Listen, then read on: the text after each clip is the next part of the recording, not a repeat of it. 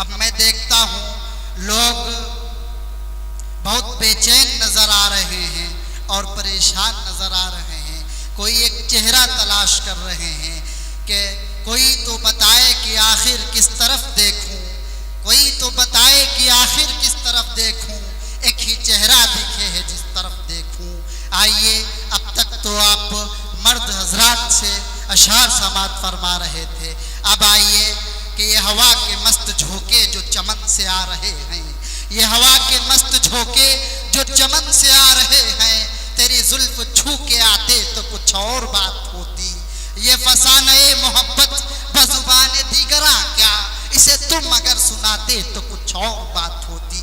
आइए, एक मोहतरमा जो लखीमपुर पलिया से चलकर आपके मुकद्दस दयार में तशरीफ लाई हैं, मैं उस वक्त उनसे गुजारिश करूं कि मोहतरमा तशरीफ लाएं और अपने कलाम से नवाजें।